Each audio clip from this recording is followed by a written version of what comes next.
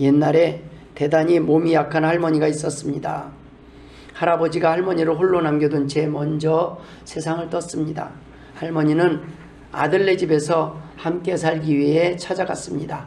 아들과 함께 살게 된 할머니는 하루하루 시간이 지남에 따라 점점 더 늙어갔습니다. 하루가 다르게 눈이 침침해졌고 귀도 어두워졌습니다.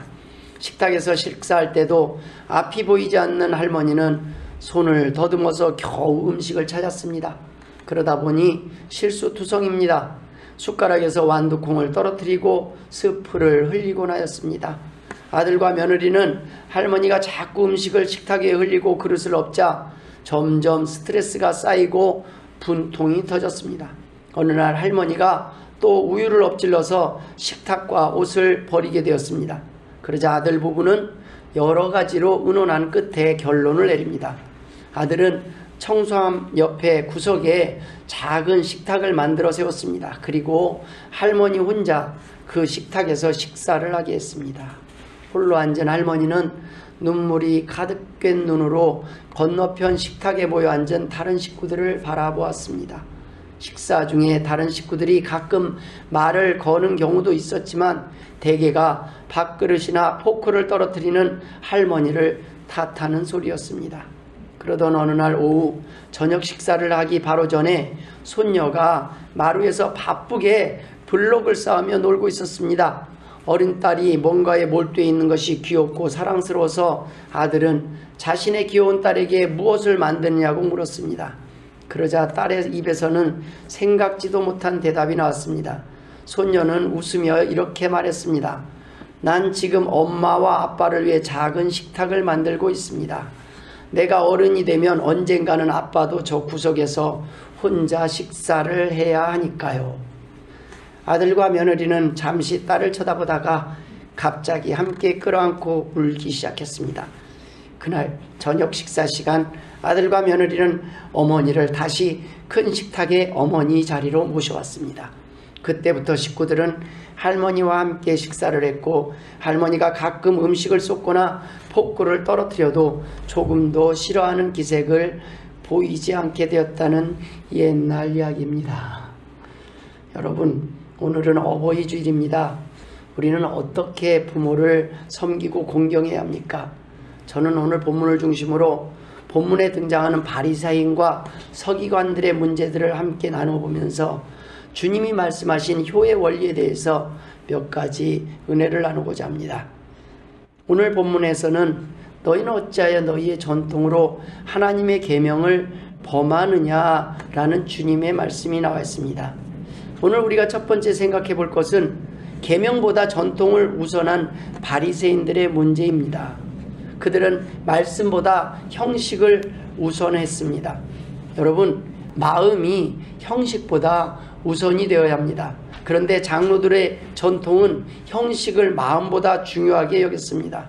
전통과 형식은 상황에 따라 변하지만 말씀은 변하지 않습니다. 우리는 항상 변하지 않는 말씀을 우선으로 살아가야 합니다. 여러분, 교동문을 떼면 우리 찾느라고 바쁘신 분들이 있어요. 미리 찾아두셔도 좋지만 안 찾으셔도 됩니다. 여기 나오잖아요. 그렇죠? 세월이 바뀌었어요. 시대가 바뀌었어요. 근데 처음에는 교동문을 같이 따라서 하는 게 성경책밖에 없었어요. 그러니까 미리 찾고 같이 보고 하는데 여기 보고 읽는다고 하나님이 안 받으시는 것도 아니고 은혜가 안 되는 것도 아닙니다. 편하신 대로 하면 됩니다. 나는 죽어도 성경책에 있는 걸 봐야 되겠다. 그럼 미리 오셔서 또 찾으시면 됩니다. 찾다가 놓치시면 제가 먼저 읽어 나가면 또 여기 보고 하시면 됩니다. 그런데 이게 전통이 돼가지고 먼저 나와서 찾아놓지도 않는다는 둥, 예배 시간에 늦게 찾는데 누가 다 맞추냐는 둥, 이러면 시험에 들지 않겠습니까? 여러분, 형식이 중요한 게 아닙니다. 왜 이 교독문을 함께 교독하게 됐느냐, 그게 중요한 거예요. 함께 하나님의 말씀을 서로 교대로 낭독하면서 하나님의 말씀을 생각해 보자는 게 중요한 거지, 이게 뭐가 중요하다고 이것 때문에 뭐 꼭 여기를 봐야 되느니 여기를 봐야 되느니 할 필요 없다는 말씀입니다. 몸이 좀 피곤한 분은 앉아서 하실 수도 있는 거예요. 불편한 분들은 꼭 일어서서 일어서서 써 있다고 다 같이 꼭 일어날 필요 없어요. 피곤하면 앉아 계세요. 하나님이 그 마음 모르시는 거 아닙니다. 여기까지 나오는 것만으로도 족하고 힘든데 여기 나온 걸 가지고 서서 했느니 앉아서 했느니 뭐라고 할 사람 아무도 없습니다. 편하신 대로 하세요. 우리가 일어서서 하는 거는 하나님 앞에 또 의미가 있어서 일어서게 된 이유가 있습니다. 그러나 그보다 중요한 것은 왜 일어섰느냐를 아는 겁니다. 앉아 있어도 일어선 사람보다 더 마음이 간절한 분이 있을 수 있지 않겠습니까? 여러분, 형식이 중요한 게 아닙니다. 형식보다 왜 그러한 형식이 생겼는지 그것을 아는 것이 중요합니다. 오늘 본문의 바리새인과 서기관들은 예루살렘으로부터 파견된 사람들이었습니다. 지방에 있던 사람들이 아닙니다. 이들은 사내들인 종교회의로부터 파견된 일종의 종교 조사단입니다. 당시 이스라엘 백성에게 크게 영향을 미쳤던 예수님에 대해서 조사하기 위해서 파견된 사람들입니다. 그러나 사실상 그들의 목적은 예수님에 대해서 알기 위해서 왔다기보다 예수님을 모해하기 위해서 하는 목적을 띠고 어떻게 모함할까 하는 구실을 마련하기 위해서 왔습니다. 오늘 본문의 질문도 이 같은 목적을 가지고 예수님께 한 것입니다. 그들은 이렇게 질문합니다. 예수님, 당신의 제자들이 어찌하여 장로들의 전통을 범하나이까? 떡 먹을 때에 손을 씻지 아니하나이다. 딱 걸렸어, 너희들. 딱 걸렸어, 오늘. 이렇게 이제 예수님께 어떤 말씀을 하실까 예수님께 질문했습니다. 그러자 주님이 너희가 어찌하여 너희 전통으로 하나님의 계명을 범하느냐 하면서 하나님이 이르셨으되 내 부모를 공경하라 하지 않았느냐? 그런데 너희는 왜 너희들의 전통으로 하나님의 말씀을 순종하지 않고 부모를 공경하지 않느냐라고 도리어 말씀하신 것입니다. 이들의 그 장로들의 전통이 무엇입니까? 유대인들은 하나님이 주신 율법 외에도 모세에게 말로 주신 구전 율법이 있다고 생각했습니다. 그래서 성경 율법은 원리만을 가르치니까 좀 세세하고 복잡한 현실 생활에 구체적으로 적용하기 위해서 좀 상세한 규범이 필요하다고 생각했습니다. 말씀을 그냥 들으면 좀 어려우니까 좀 이 말씀을 어떻게 적용해야 되는가 이런 부분들에 대해서 관심을 가졌다는 것입니다. 그래서 유대인들은 랍비들이 이러한 세세한 생활 규칙들을 정비하고 모았습니다. 그것이 장로들의 전통입니다. 이런 걸 모은 것 중에 하나가 탈무드입니다. 여러분, 이 장로들의 전통은 외형상으로는 별 문제가 없는 듯 보이지만 인간의 생각을 하나님의 계시와 동일한 수준으로 생각하였습니다. 율법의 목적과 그 정신을 저버리고 그 세부 규칙들을 번거로울 정도로 너무 상세하게 규정해 놓음으로써 결과적으로는 하나님께서 처음에 요구하시는 그 순종과 사랑을 잊어버리고 인간의 형식만 남고 위선과 교만으로 나아간 것이 바로 이 장로들의 전통의 문제였습니다. 탈무드가 우리에게 주는 교훈이 있습니다. 그런데 탈무드가 하나님의 말씀보다 우선돼서는 안 된다는 것입니다. 이러한 전통을 근거로 오늘 본문에서 떡 먹을 때 손 씻지 않는다고 뭐라고 한 것입니다. 이러한 계명은 아주 중요한 문제였습니다. 그들에게 있어서는 식사 때 손을 씻는 것은 아주 중요했습니다. 먼지가 많은 팔레스틴에서는 손으로 음식을 집어먹는 풍속이 있기 때문에 손을 씻지 않고 먹는 것은 상당히 불결하고 더러웠기 때문입니다. 그리고 이방인들과의 또 접촉이나 또는 길이나 시장에서 이방인들과 스치거나 이방인의 물건에 무의식적으로 닿거나 이러면 이런 것들은 부정하다고 그들은 생각했습니다. 그래서 이런저런 것들을 만들어 놓은 규칙 중에 야다임이라는 소책자가 있습니다. 거기에는 효과적인 정결의식을 위해서 얼마만큼의 물을 사용해야 하는가라는 문제를 기록하고 있습니다. 손에 대한 행위법을 다룬 책자인데 거기에 이런 기록이 있습니다. 만일 한 사람이 한 그릇의 물로 한쪽 손을 붓는다면 그 손은 정결하다. 그런데 만일 한 그릇의 물을 두 손에 붓는다면 그 손은 불결하나 4분의 1통 이상의 물을 더 붓는다면 그의 손은 정결케 된다라고 기록하고 있습니다. 아유, 머리가 아파서 이대로 못 살 것 같아요. 그렇죠? 이런 규칙들을 자꾸 만들다 보니까 쓸데없는 게 자꾸 앞에 나와서 이런 전통들을 지키는 사람들, 이런 걸 중요시 여기는 사람들, 이것은 어쩌면 이러한 규칙이 하나님을 위해서라기보다 자신들의 권위를 세우는 데 사용되는 목적이라는 것입니다. 여러분, 유교의 의식들이 아주 복잡한 게 많아요. 제사의식도. 그런데 그 유교가 부모님만을 섬기는 것이 아니라 자손들을 통제하는 목적으로도 쓰였다는 거예요. 그쵸? 옛날에 야단 맞아본 경험들 많이 있을 거예요. 어디 그쪽에다가 뭐 사과를 놓고 이쪽에다 놓고 어디 절을 그따위로 하고 옷을 이따위로 먹고 복잡해서 어른들 만나기가 점점 불편해져요.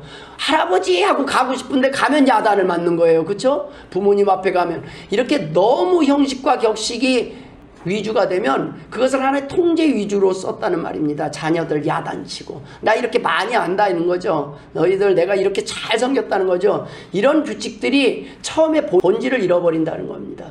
이러한 규칙들이 지나치게 많으면 정말 중요한 것을 잊어버릴 수밖에 없습니다. 이렇게 율법을 인위적으로 해석한 장로들의 전통보다는 주님께서는 하나님의 계명으로 표현된 하나님의 말씀 그 자체를, 형식보다는 내용을, 율법의 의식보다는 그 정신을 더욱더 중요시 여겨야 된다고 말씀하신 것입니다. 그러나 이 바리새인들은 오늘 주님 앞에 나와서 떡 먹을 때 손 씻지 않았다고 뭐라고 했습니다. 손 씻는 것이 나쁘다는 말씀은 아닙니다. 그러나 손 씻는 것보다 중요한 것이 떡 먹는 것이라는 거예요. 떡맛 떨어지는 일이 있어서는 안 된다는 겁니다. 밥맛 떨어지고 손 씻을 물이 없으면 뭐 다른 방법으로 먹더라도 일단 배가 고픈데 먹게 하는 게 중요하지 않겠습니까? 배가 고픈 사람 앞에 두고 물이 없으니까 다 같이 굶자 하면 되겠습니까? 부부가 외식하러 가는 것이 나쁜 것은 아닙니다. 그런데 너무 제대로 폼나게 외식하려다 보면 외식은커녕 기분 좋게 밥 한 끼 편하게 먹을 수 없을 때가 있습니다. 외식하러 갔을 때는 좀 짜잘한 거 넘어가야 돼요. 그런데 외식하러 가갖고 이게 맞네 안 맞네 뭐 여기가 생각보다 다르네 막 이렇게 얘기하다 보면 기분 싹 가라앉아요. 그쵸? 그냥 외식하러 가면 웬만하면 은혜스럽게 넘어가는 게 좋습니다.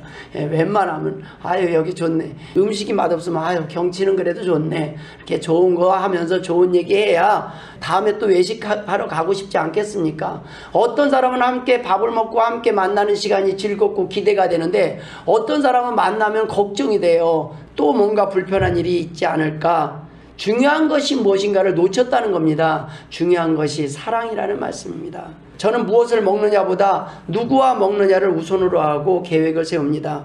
콩 한 조각도 물 한 그릇도 사랑하는 사람들과 나눠 먹을 때 더 행복하다고 믿기 때문입니다. 모든 분의 입맛에 맞지 않을 수도 있습니다. 어쩌면 너무 맛있어서 양이 부족할 수도 있습니다.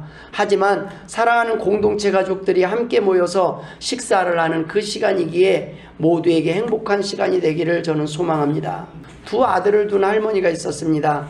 장남은 사업에 크게 성공했습니다. 넓은 집과 풍성한 식탁, 호화스러운 옷, 남부러울 것이 없을 정도로 모든 것이 풍족했습니다. 둘째 아들은 조그마한 구멍가게를 했습니다. 먹고 살기가 빠듯해 항상 정신이 없습니다. 더구나 자녀들이 많아서 더욱 생활이 어려웠습니다. 그런데도 할머니는 장남집보다는 차남집에 머물기를 더 좋아했습니다. 하루는 장남이 어머니에게 묻습니다. 동생은 먹고 살기도 힘들어요 어머니. 어머니가 그곳에 가시면 부담스러워해요. 제가 더 좋은 음식과 옷으로 잘 봉양할 테니 저희 집에서 사세요. 장남의 효심도 컸습니다. 그런데 할머니는 넉넉한 웃음을 지으며 이렇게 말했습니다. 내게 필요한 것은 좋은 음식과 옷이 아니란다. 내 동생은 밤마다 내 등을 긁어준다. 학교에서 돌아온 손자들은 그날의 재미있는 일들을 쫑알쫑알 들려준다. 나는 이게 좋다 라고 말씀하셨습니다. 여러분, 부모를 섬기는 것을 우리가 봉양이라고 합니다. 그런데 봉양보다 한 단계 높은 것이 양지입니다. 헤아려 안다는 거예요. 부모의 마음이 어떤 것이 편한지, 어떤 말을 하는 게 편한지, 저는 우리 어머님 보고 자꾸 걸으라고 해요. 자꾸 걸으라고. 계단 올라갈 때 잡아주지도 않으려고 해요. 어쩔 때는. 어머님 그냥 자꾸 가보세요. 그렇게 안 하면 제가 다 업고 다니면 우리 어머님은 곧 돌아가실 겁니다. 근데 계속 움직여야 사는 병이에요. 움직여야 오래 사셔요. 저는 그래서 오래오래 보고 싶습니다. 그래서 걷게도 하고요. 어떤 거는요, 어머님 사과는 어머님이 깎으세요 그래요. 아주 못된 자식이 아닙니까? 그런데 그것이 양지라는 말씀입니다. 제가 이런 사람입니다.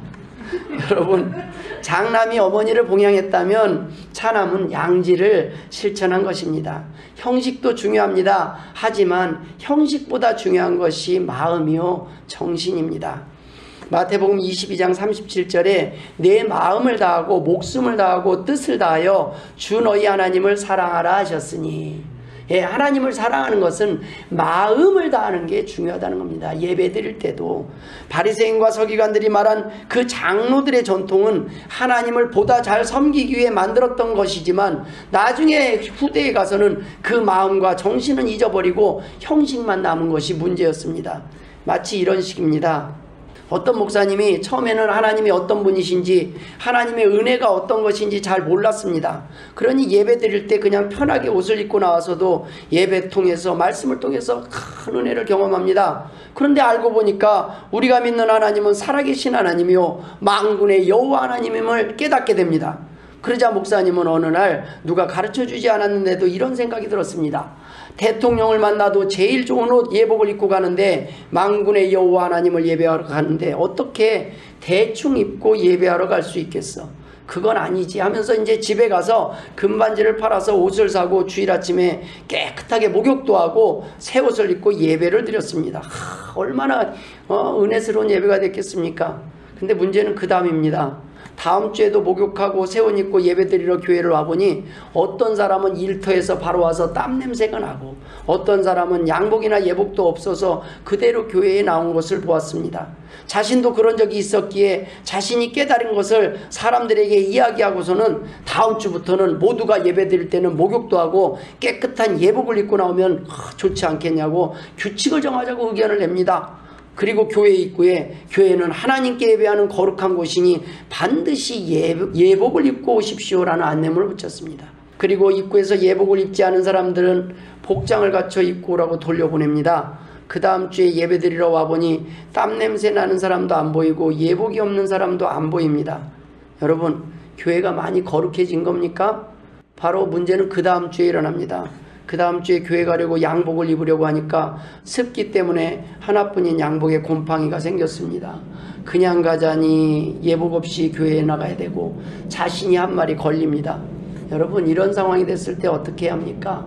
우리가 형식이 앞서다 보면요, 은혜가 다 돼서 좋은 뜻으로 누구는 시작을 해요. 은혜가 되면 교회 깨끗하게 청소해야죠. 근데 깨끗하게 청소하는 것 때문에 싸우지 마세요. 하지 마세요.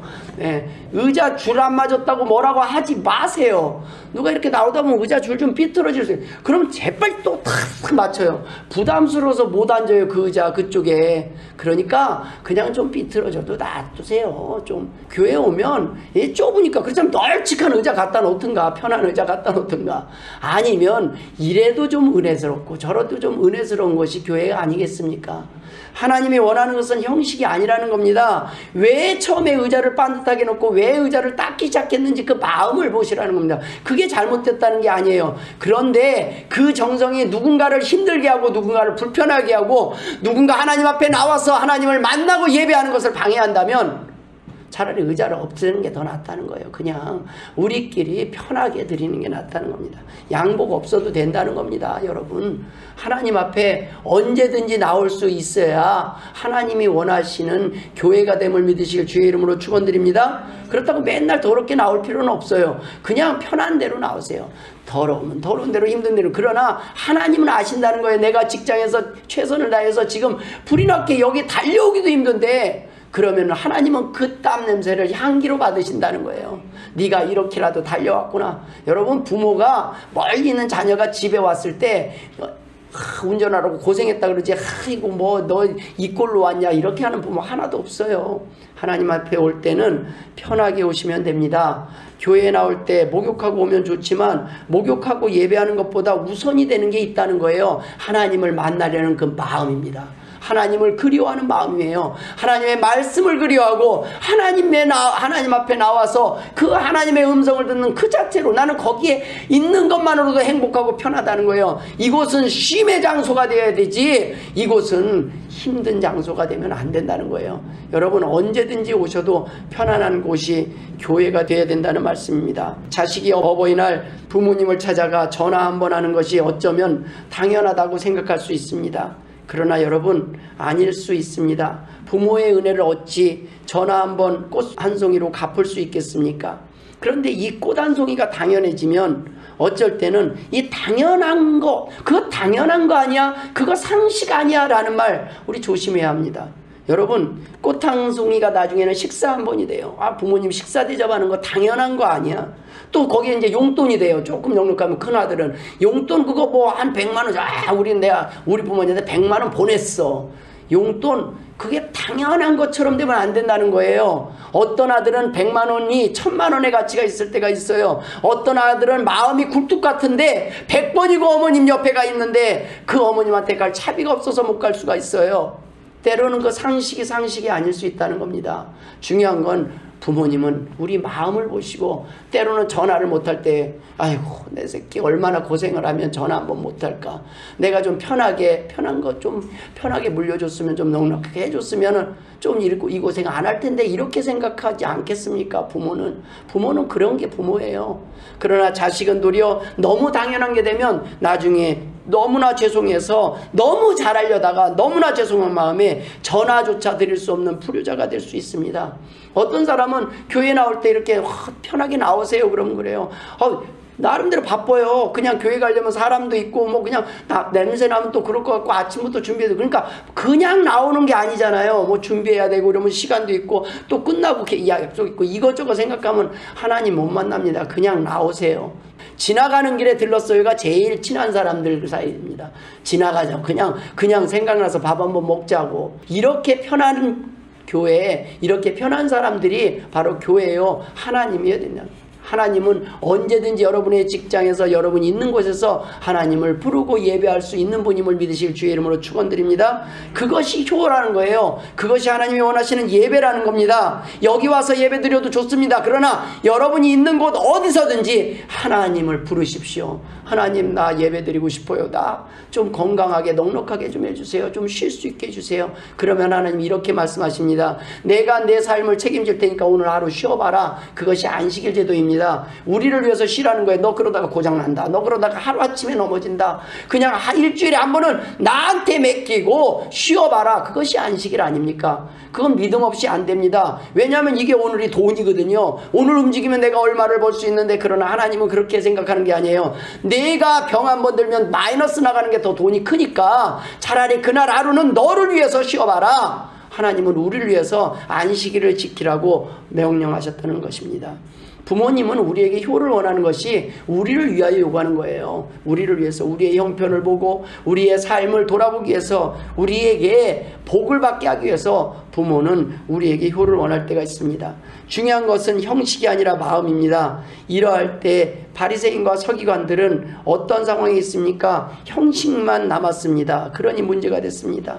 효도도 마찬가지입니다. 내가 부모님을 위해 어떻게 효도하느냐보다 더 우선되는 것이 있습니다. 내가 부모님께 왜 효도를 하느냐는 것입니다.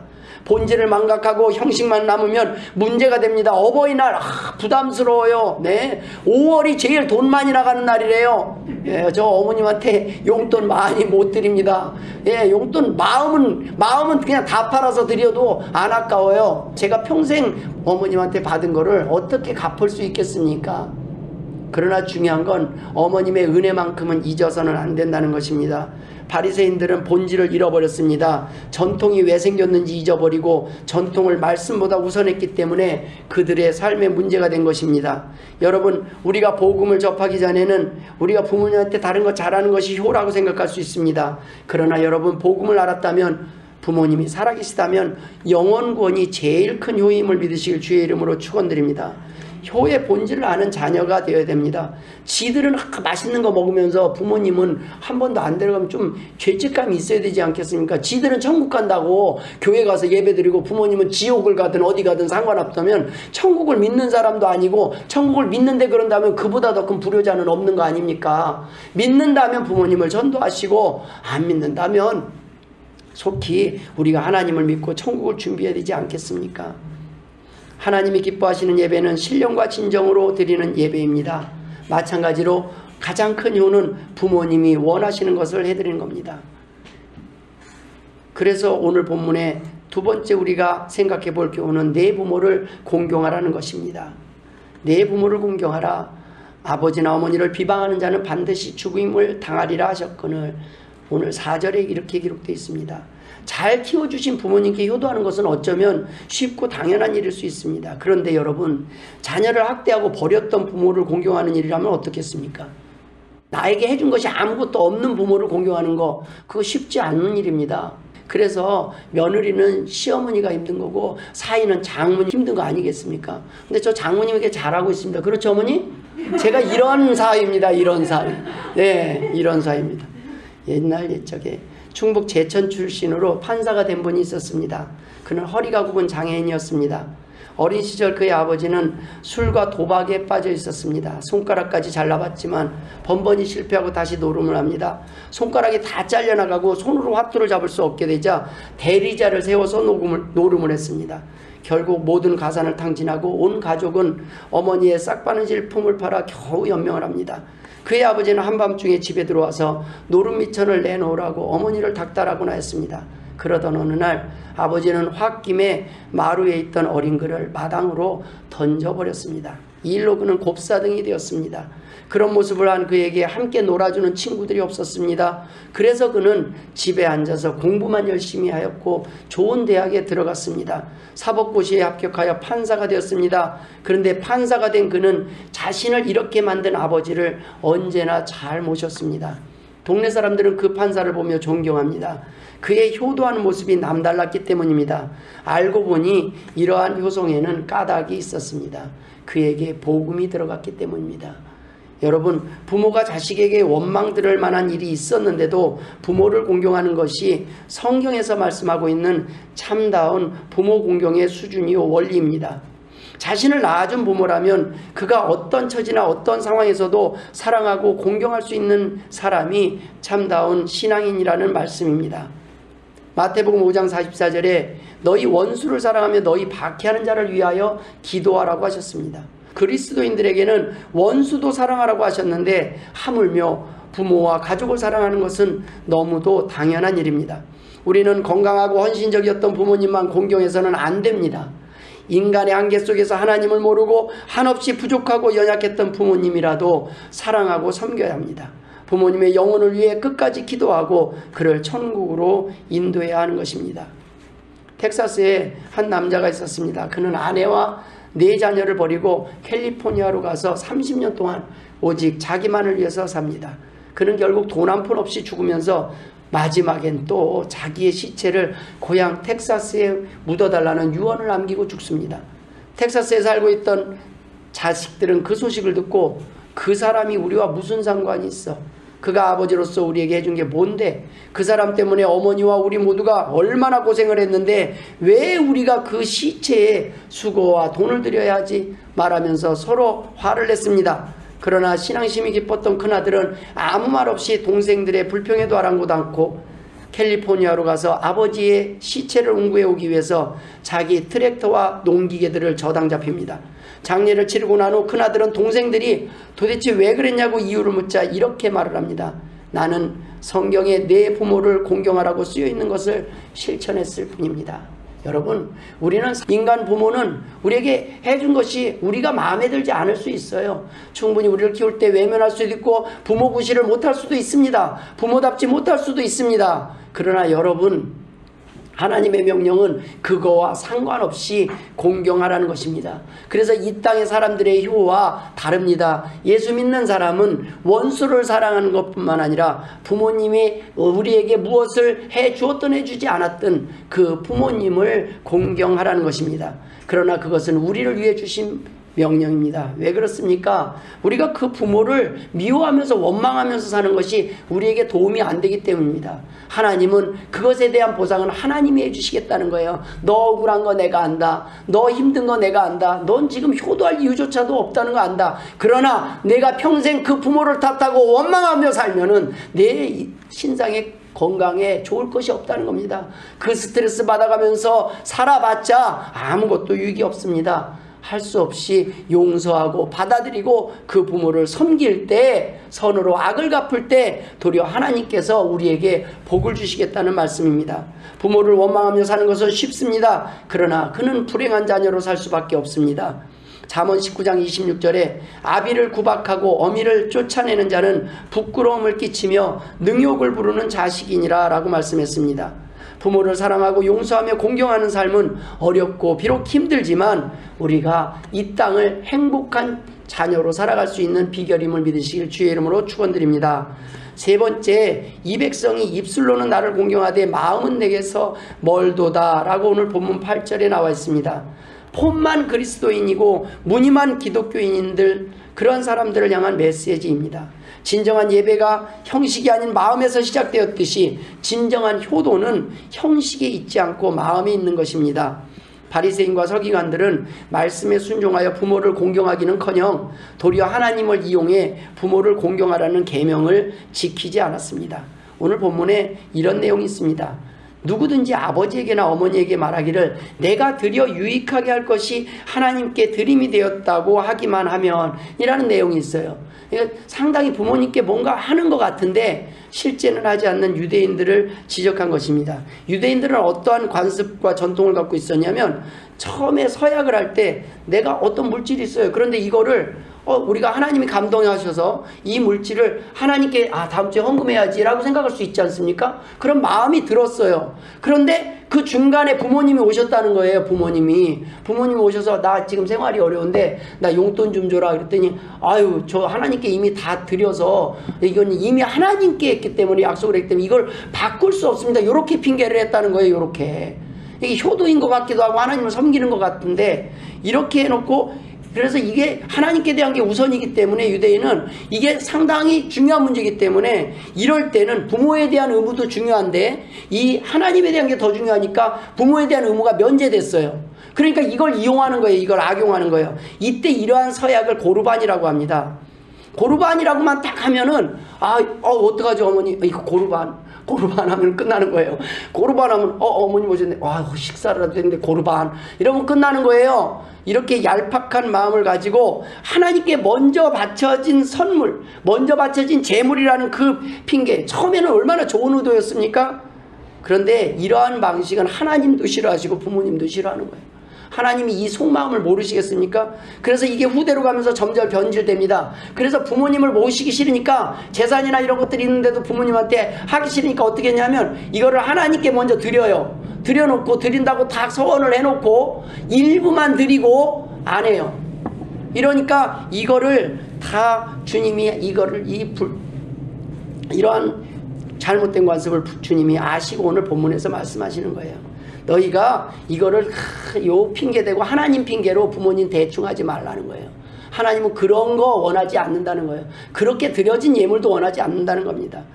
쉽게 말하면 여러분 만나기 싫은 사람이 있습니다. 그 사람이 전화가 왔어요. 혹시 언제 시간 있냐고 물으면 뭐라고 말해요? 선약이 있습니다 라고 말하며 피하는 거예요. 선약이 없는 사람은 없죠. 먼저 계획은 다 있겠죠. 근데 중요한 사람이 있어요. 보고 싶은 사람. 선약 다 깨고 가죠. 마음이 중요한 겁니다. 하나님은 우리 중심을 안다는 거예요. 네가 부모를 사랑하는지 진짜 부모님을 사랑해서 그러는지 나를 사랑해서 그러는지 아신다는 거예요. 처음에는 부모님보다 하나님을 우선하는 마음도 있었을 겁니다. 하나님은 그러면 부모님도 책임져 주셨을 거예요. 그러나 그것이 변질되면서 하나님에 대한 마음도 없고 부모님에 대한 마음도 없고 두 계명을 다 어겨버리는 겁니다. 여러분 사람은 속일 수 있습니다. 그러나 하나님은 중심을 보시기 때문에 속일 수가 없습니다. 이러한 식의 핑계를 대지 말라는 겁니다.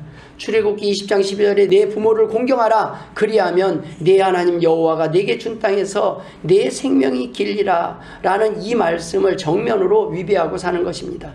자신의 탐욕을 위해 하나님을 팔고 이용하며 부모를 공경하라는 계명을 피했기 때문입니다. 여러분, 이런 마음으로 부모를 공경하지 않는 것은 하나님의 원뜻을 말살시키는 악행인 것입니다. 예수님은 이들에게 공개적으로 사람들이 다 있는 데서 이렇게 책망합니다. 외식하는 자들아, 이사야가 너희에게 관하여 참 잘 예언했다. 이 백성이 입술로는 나를 공경하되 마음은 내게서 멀도다. 너희가 나를 섬기는 것도 아니고 나를 핑계로 부모도 공경하지 않으니 너네들은 둘 다 하는 것이 없다. 니네들은 겉으로는 되게 공경하는 것 같고 겉으로는 하나님을 되게 위하는 것 같은데 하나님을 섬기는 것도 아니고 부모를 섬기는 것도 아니다. 이것을 하나님이 아신다는 겁니다. 주님은 이것을 지적하고 계시는 것입니다. 그런 식으로 하나님을 섬기지 말라는 것입니다. 그런 식의 섬김은 헛되다는 것입니다. 아무 쓸모가 없는 효도요 신앙생활이라는 말씀입니다. 하나님은 이런 예물을 받으시지 않습니다. 여러분, 하나님이 원하시는 일을 하시길 주의 이름으로 축원드립니다. 유대인들은 무척 깨끗한 척했어요. 성결, 정결 아주 중요시 여겼습니다. 그러나 사실 제사를 드릴 때도 부정한 음식을 섭취하면서 발생하는 그런 더럽힘은 하나님이 원하는 그런 부정함, 깨끗함 그런 문제가 아니었습니다. 음식 자체가 지닌 더러움 때문이 아니라 하나님이 제정하신 그 법을 어기는 불순종 때문에 하나님이 더럽다고 하신 거거든요. 그런데 이것은 사실 음식하고는 상관이 없었습니다. 그런데도 불구하고 그들은 그런 형식과 규례를 더 중요시 여겼다는 말씀입니다. 오늘 주님은 그 주님 앞에 왜 손을 씻지 않느냐는 그 질문에 주님은 이렇게 반문하고 계시는 겁니다. 너희가 먹을 때 손 씻는 그 이유를 아냐는 겁니다. 손을 씻는 목적은 깨끗한 게 목적인데 사람을 더럽히는 것은 입으로 들어가는 것이 아니라 입에서 나오는 것이라고 주님은 결론을 내리십니다. 너네들 입에서 나오는 게 더 더럽힌다. 그냥 입에 들어가면 약간 더러운 거, 그건 조금 더러운 건데 너희 입에서 나오는 그 말들이 더 더럽다. 그런 말씀입니다. 예수님은 바리새인들의 불효까지 지적하고 있는 것입니다. 이 땅에서 사람들은 무늬만 갖추고 정작 마음으로는 공경하지 않는 위선된 삶을 살 뿐만 아니라 하나님께 나와서도 영혼 없이 입술로만 하나님을 공경하며 헛되이 경배하는 사람들이 있습니다. 그런 예배 10년 100년 드려도 소용없다는 겁니다. 하나님은 그런 식으로 예배하는 그 예배를 받으시지 않는다는 겁니다.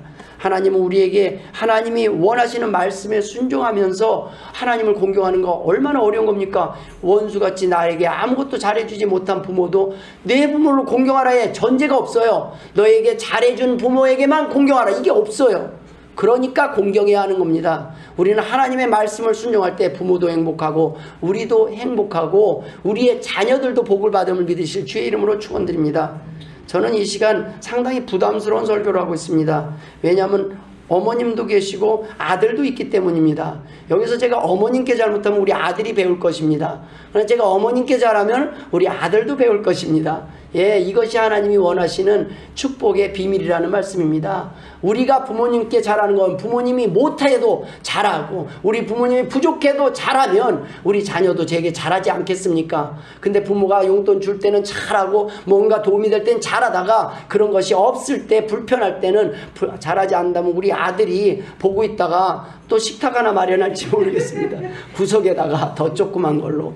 그래서 저희는 하나님의 말씀대로 살아야 하는 것입니다. 이 말씀은 우리를 위해서 효를 명하셨다는 말씀입니다.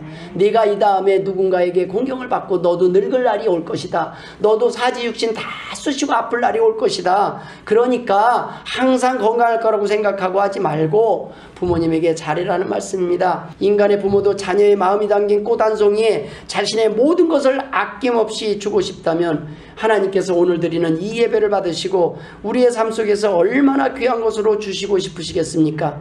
모쪼록 내 부모를 공경하라는 이 명령이 부모가 아닌 자녀를 위해 주셨음을 믿고 순종하여 복을 누리는 행복, 축복의 주인공 되시길 주의 이름으로 축원합니다.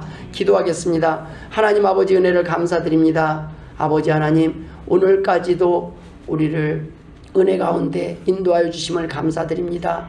하나님 아버지를 아버지라 부를 수 있도록 자녀 삼아 주심을 감사드립니다. 또한 육신의 부모를 통해서 오늘 이 땅에 살아갈 수 있도록 기회를 허락하여 주심을 감사드립니다. 하나님이 주신 명령에 순종하여 하나님이 원하시는 행복한 삶을 누리는 복된 주인공 되게 하여 주옵소서. 감사하며 예수님의 이름으로 기도드리옵나이다. 아멘.